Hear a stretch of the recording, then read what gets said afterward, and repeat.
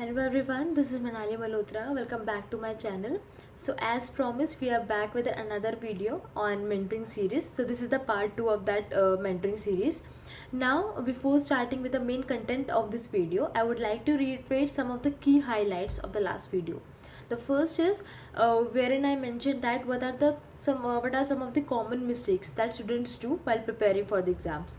So the first one is they don't have a plan in place. Now the second one is even though they have a plan, but usually they follow forward approach, right? Now later in that video I also mentioned that what are the three prerequisites that you have to take care before starting your preparation. So the first one is you should have your syllabus handy. The second one is your notes should be organized, and also you should prepare a resource list, like keep a note of all the materials that you are going to study for a particular subject. And the last one is avoid distractions, be it your Instagram account, your YouTube videos, or WhatsApp account, whatever it is. Just avoid any kind of distraction, right? Now let's begin with the main content of this video. So here in this video I'm going to tell you that how can you make a plan in a reverse manner. So this is based on my personal experience, and I used to follow that during my whole chartered accountancy course. So let's begin with the video. Plan. Now I'm assuming that you are going to appear for the CA final group 1 exam. ठीक है, अब मैं आपके साथ में ही plan बनाऊंगी यहाँ पर. तो सबसे पहले हम ये चेक करेंगे कि हमारा फर्स्ट पॉइंट क्या है, कि हमारे पास कितने दिन बचे हैं अभी. ठीक है, ये पेपर से लेकर आज तक हमारे पास कितने दिन हैं. सो आज क्या है, आज है 2 अप्रैल, राइट. और आपके जो एग्ज़ाम्स हैं that is going to start from 21 में. सो ग्रुप 1 अभी 21 में से स्टार्ट हो रहा है, तो मैंने इसलिए उसी एग्जाम्पल ये भी लिए. ठीक है, सो अभी अगर आपके पास डिफरेंस देखिए, हमारे पास जो दिन बचे हैं दैट इज़ कम्प्लीटली 48 डेज़ अभी आपके पास है. अप्रैल के 28 डेज़ हो गए और हमारे मई के 20 डेज़ हो गए. ठीक है, तो 48 डेज़ आपके पास पूरे बचे हैं. अब इन 48 डेज़ में हम क्या करेंगे, हम 3 साइकिल्स करेंगे रिविज़न के. ठीक है, इसमें हम पूरे 3 साइकिल ऑफ रिवीजन बनाएंगे. सो इस हर रिवीजन के साथ साथ क्या होगा, हमारा जो कॉन्फिडेंस लेवल है वो बढ़ता जाएगा. ठीक है, और हम लोग, क्योंकि क्या होता है ना, हम लोग एक दिन में जब प्रिपेयर करना होता है उसमें कई बार ऐसा होता है कि हम प्रिपेयर नहीं कर पाते. हमें लगता है कि एक दिन के अंदर कैसे इतना सारा हम सिलेबस कवर अप करेंगे. तो मैंने इस रिवीजन साइकिल में उस चीज़ को भी ध्यान में रखा है, और मैंने उस अकॉर्डिंगली यहाँ पे नंबर ऑफ़ डेज़ की एलोकेशन करी है. ठीक है, सो अब यहाँ पे 3 साइकिल्स हमारे रिवीजन की.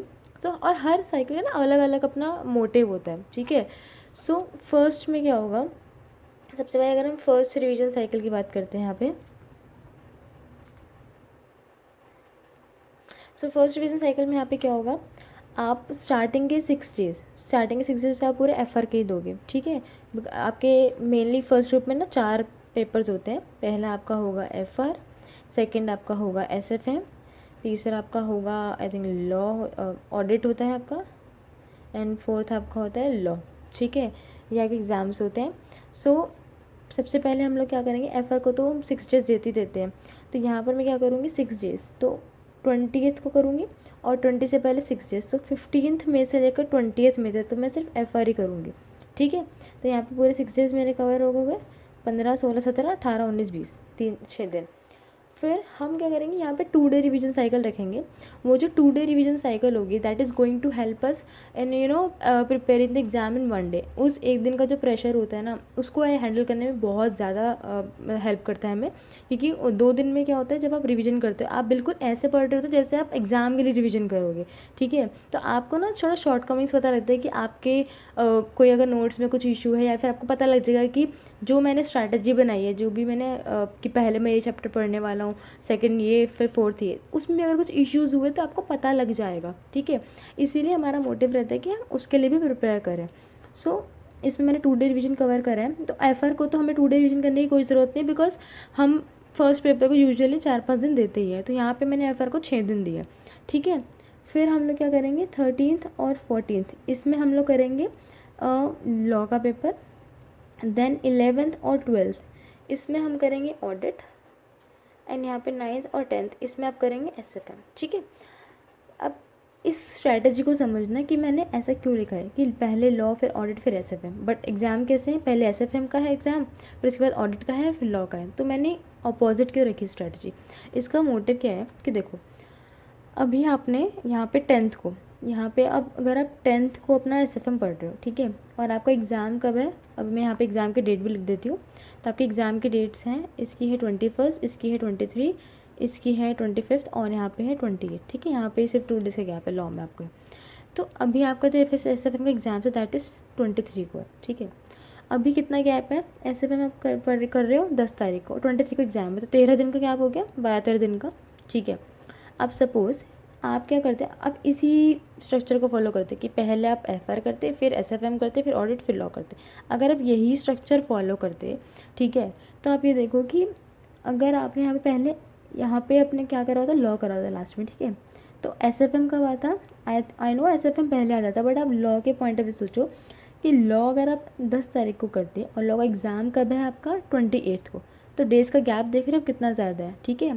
तो आप कर रहे हो दो लॉ का रिवीजन 10 तारीख को और 28 का एग्ज़ाम है, तो आप पूरे 18 डेज़ का यहाँ पे गैप दे रहे हो, ठीक है, which is not a right approach. यहाँ पे 18 डेज़ जो है हमारे, यहाँ पे मैं दिखाती हूँ, ये 18 डेज़ का जो गैप है पूरा, इससे क्या होगा, आप ना थोड़ा भूलना शुरू करोगे। इसीलिए हमें ना एक कंसिस्टेंट अप्रोच रखनी पड़ती है, क्योंकि अगर आप ऐसा करोगे कि यहाँ पर अगर सपोज़ आपने पहले एसएफएम कर लिया, ठीक है, यहाँ पे नॉर्मल अप्रोच रखिए, आपने पहले एसएफएम ऑडिट लो, तो आई अंडरस्टैंड कि एफआर से पहले आपने एसएफएम पढ़ा और आपका एफआर के बाद एसएफएम का ही एग्ज़ाम है, तो आपको वो बेनिफिट तो देगा।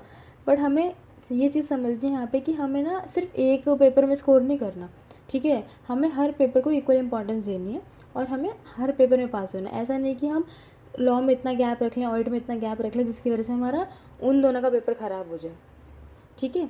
तो हमें थोड़ा कम गैप रखना पड़ता है हर पेपर में, कंसिस्टेंट गैप रखना पड़ता है ताकि कंसिस्टेंट फ्लो में हम चलते रहें, ठीक है। So this is the main motive. The second reason is कि क्या होता है जब हम स्टार्टिंग में पेपर देते हैं, तो एफआर का आपने पहले पेपर दिया, 6 दिन आप आराम से पढ़ते हो, फिर पेपर देते हो, लॉ का दिया, फिर एसएफएम का दिया, फिर ऑडिट का दिया। जब हम लास्ट पेपर की तरफ आ रहे होते हैं ना, तो हमारा ना बहुत हम लोग ना एग्जॉस्ट हो रहा था एग्ज़ाम से, तो उस समय थोड़ा सा जो एनर्जी लेवल है डाउन होना शुरू होता है। इसीलिए आई ऑलवेज रिकमेंड किया लॉ का मतलब जो भी लास्ट पेपर है उसका रिवीजन पहले करो, मेन पेपर जो फर्स्ट पेपर है उससे पहले आप लास्ट पेपर का रिवीजन करो और उसी ऑर्डर में अपना रिवीजन साइकिल हमेशा फॉलो करो, ठीक है। सो ये हमारी फर्स्ट रिवीजन साइकिल है जिसके अंदर हम क्या करेंगे, 2 डेज़ का रिवीजन हमारा मोटिव है कि हम इसके अंदर जो रिवीजन करेंगे उसका पर्पज़ ये है कि हम उस एक दिन में जो प्रिपेयर करने वाला एग्ज़ाम में देने वाले ना, वो हम इजीली प्रिपेयर कर पाएँ, उसमें हम जो भी ना प्रेशर है वो हैंडल कर पाएँ। तो इसका मेन मोटिव ये होता है, ठीक है। द सेकेंड इज़, अब हम यहाँ पे सेकेंड रिवीजन साइकिल चलते हैं। तो सेकेंड रिवीजन साइकिल में हम क्या करेंगे, हम यहाँ पर डेज़ जो है यूजुअली 3 या 4 डेज़ रखेंगे, ठीक है। बहुत ज़्यादा दिन नहीं देना है आपको, 3-4 डेज़ बहुत सफिशिएंट होते हैं। एक जब आप रिवीजन करने जाते हो तो 3-4 डेज़ में इजीली हो जाता है एक सब्जेक्ट का रिवीजन, ठीक है। अगेन आपको थोड़ा सा कंफर्ट जोन से बाहर आना पड़ेगा, ठीक है। So this will require around 14-15 hours of study in a day. So तभी आप इजीली इसको कर पाओगे। सो नाउ यहाँ पर भी हम सेम फ्लो जो है फॉलो करेंगे। पहले हम एफआर करेंगे, सेकंड में हम लॉ करेंगे, देन थर्ड हम लोग करेंगे यहाँ पे audit and lastly we will do SFM, ठीक है। सो एफआर में अगेन अब यहाँ पर क्या है, सेकेंड रिवीजन में आप एफआर को थोड़ा कम टाइम दे सकते हो बिकॉज आप यहाँ पर फर्स्ट रिवीजन में इसको 6 डेज देने वाले हो, मतलब सॉरी लास्ट जो रिवीजन है आपका उसमें आप इसको 6 डेज देने वाले हो, ठीक है। तो इसीलिए आप यहाँ पे थोड़ा सा इसको ना टाइम दे सकते हो। तो यहाँ पे सपोज़ मैं कहती हूँ यहाँ पे हम ना 4 दिन दे देते हैं विच इज़ सफिशिएंट। आप थोड़े से मतलब मेन चीज़ें यहाँ पे कवर अप कर सकते हो, ठीक है। जो बहुत आपको लगता है बहुत थोड़े नॉर्मल टॉपिक्स हैं उनको आप बाद में भी दे सकते हो, ठीक है। बिकॉज एफआर का सिलेबस आई नो बहुत फास्ट है, बट 6 डेज़ में कवर करने के लिए मतलब सफिशिएंट टाइम है 6 डेज़। लॉ को अगेन यहाँ पे I will give 4 days, then audit also 4 days and SFM I can see that 3 days are sufficient. But अगर किसी को लगता है कि इनको 3 डेज़ में नहीं होता तो they can give 4 days to SFM and 3 days to FR again. Because FR में ना कुछ टॉपिक्स है जैसे कंसोलिडेशन है या और भी बहुत सारे टॉपिक है जो हमारे ना बहुत ज़्यादा टाइम कंज्यूम कर जाते हैं और एट लास्ट मतलब हमारे पास ना बाकी सब्जेक्ट्स के लिए बाकी सब जो और इंडियाज़ हैं उनके लिए टाइम नहीं बचता। इसीलिए आई वुड रिकमेंड कि आप यहाँ पे एफआर का थोड़ा ना रैशनली थोड़ा यूटिलाइज़ करो इस टाइम को। 3 डेज़ में आपको सारा कंटेंट नहीं कवर करना, बट इतना कंटेंट करो कि कुछ अपने वीक टॉपिक्स ज़्यादा कवर कर लिए, या कुछ जो मेन स्कोरिंग है वो कर लिया, थोड़े नॉर्मल टॉपिक्स का आप यहाँ पे छोड़ सकते हो, ठीक है। देन बट FR के चक्कर में ये चीज़ ध्यान रखना, FR के चक्कर में किसी और पेपर को मत सेक्रीफाइस करना, बिकॉज FR में anyhow you are going to give yourself 6 days, but बाकी सब्जेक्ट्स में ना आप एक ही दिन देने वाले हो पेपर से पहले, ठीक है। तो ये हमारी सेकेंड रिविजन हो गई। तो अभी अब हम देखते हैं कि हमारे पास कितने डेज जो हैं बच रहे हैं, ठीक है। तो हमारे पास यहाँ पे 48 डेज थे। 48 में से मैंने यहाँ पे 6 डेज इसको दिया, उसके बाद मैंने लॉ को दिया 2 डेज, ऑडिट को 2 डेज, 7 को 2 डेज, 2 2 6 हो गए, और यहाँ पे 6 6 12, तो 48 माइनस 12 36, तो 36 हमारे पास यहाँ बच रहे थे। उसके बाद 36 में से 4 4 8 4 12, 12 और 3 15, तो 15 दिन आपने यहाँ दे दिए, तो आपके 21 दिन बच रहे हैं। तो अभी आपके पास पूरे 21 दिन है, ठीक है। अब आपको इन 21 दिनों में अपना फर्स्ट रिवीजन करना है, ठीक है। तो आपके यहाँ थर्ड रिवीजन साइकिल है, मतलब आइडियली हम रिवर्स में जाएंगे तो इसको हम फर्स्ट बोलेंगे, इसको सेकंड, और इसको थर्ड, ये वाले जो 2 डे रिवीजन है। बट मैंने अभी जब एक्सप्लेन करी तो मैंने फर्स्ट सेकंड एंड थर्ड कर दिया, ठीक है। तो थर्ड रिवीजन साइकिल है, तो इसमें हम लोग क्या करेंगे, इसमें हम लोग सफिशिएंट टाइम देंगे हर सब्जेक्ट को, बट ओवर नहीं करेंगे। जैसे SFM को ये नहीं कि आप हफ्ते 10 दिन दे रहे हो, इतना बड़ा वो सब्जेक्ट नहीं है, आप उसको 5-6 डेज में इजीली कवर अप कर सकते हो। Because if you are studying for 14 or 15 or 16 hours in a day, that is very ample time. You should have that capability to sit down for 15-16 hours and you can study during that particular period. So इस third division में हम क्या करेंगे, again approach हमारी बिल्कुल same रहेगी। FR है, then law है, देन ऑडिट है, देन SFM है, ठीक है। सो FR, law, audit and SFM। FR में यहाँ पर हम क्या करेंगे, FR में अभी हमारे पास 21 डेज है, ठीक है। सो लॉ और ऑडिट इन दोनों के लिए 5 डेज आर सफिशिएंट, ठीक है। और ऑडिट SFM के लिए भी 5 डेज सफिशिएंट होते हैं। अगर आप करने बैठोगे तो 5 डेज में इजीली SFM हो सकता है, ठीक है। और ऑडिट लॉ भी, तो 5 5 5 15 डेज ये हो गए, 21 15, ठीक है। तो अब आपके पास कितने दिन बच रहे, 6 दिन। तो 6 days you can give to FR, that is sufficient. 6 days में अगर आप FR करते हो तो इतना मतलब सफिशिएंट टाइम है, ऐसा नहीं है। बिकॉज अगेन वही मैं कह रही हूँ कि अगर आप कंफर्ट जोन से नहीं बाहर निकलोगे, अपने आप को ऐसे टारगेट नहीं सेट करोगे, तो आप प्रेशर भी नहीं हैंडल कर पाओगे। So now we have seen that how can we prepare a plan in reverse manner. So एक चीज़ यहाँ पे मैं आप लोगों को बताना चाहूँगी कि मैंने इस प्लान के अंदर ये चीज़ कवर नहीं करी है कि कोई भी पर्टिकुलर सब्जेक्ट है उसमें आपको पहले कौन सा टॉपिक कवर करना चाहिए, या सेकंड कौन सा, थर्ड कौन सा, वो चीज़ मैंने यहाँ कवर नहीं करी है। बिकॉज सब ये बहुत सब्जेक्टिव मैटर है, और सबकी ABC एनालिसिस अलग होती है, सबकी बहुत वेरी करती है। जैसे DT में क्या होता था, मैं मॉड्यूल वाइज जाती थी, जो ICA का मॉड्यूल होता है मैं उस वाइज पढ़ती थी कि पहले फर्स्ट मॉड्यूल में जितने टॉपिक्स हैं वो कवर करूँगी, फिर सेकंड, फिर थर्ड, फिर फोर्थ, मेरा वो अप्रोच रहता था। आपको जैसे कंफर्टेबल होता है आप वैसे फॉलो करिए, ठीक है। अगर आपको इश्यूज आता है तो yes you can discuss, you can put your query in the comment section, और you can mail as well. I will pin my email ID in the comment section.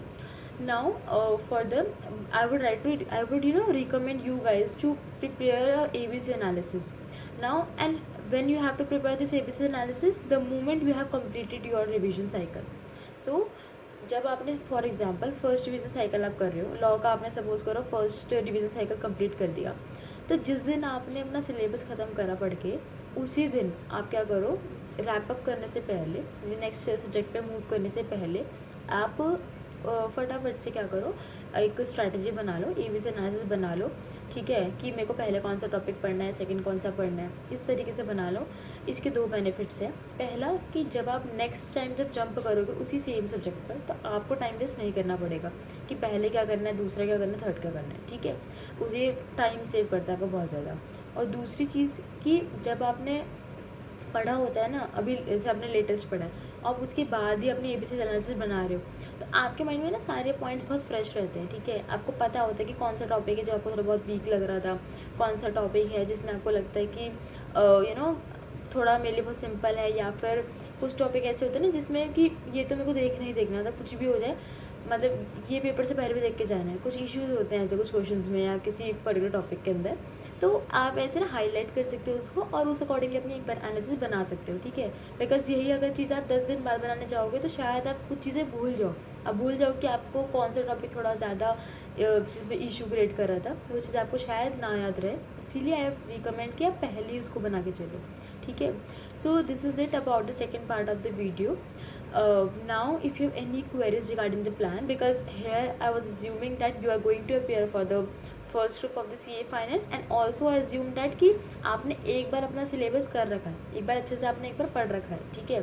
तो अभी मैंने यहाँ पे रिवीजन साइकिल्स के अकॉर्डिंगली प्रिपेयर करा है। अगर ऐसा है कि सपोज़ आपने नहीं अभी तक कोई सब्जेक्ट करा कवर, आपको वो भी करना बाकी है, तो उस अकॉर्डिंगली हमारा प्लान थोड़ा डिफरेंट हो जाता है, थोड़ा वैरी करता है, जिसमें हमारा सिलेक्शन ऑफ बुक्स थोड़ा चेंज रहता है कि अब किस चीज़ को कैसे करने वाले हैं, वो थोड़ा ना मैथोलॉजी में चेंज करते हैं उसमें, ठीक है। तो इसीलिए अगर आपका कुछ भी ऐसे क्वेरीज है, you can put that in comment section, और you can any time mail me on my personal email ID.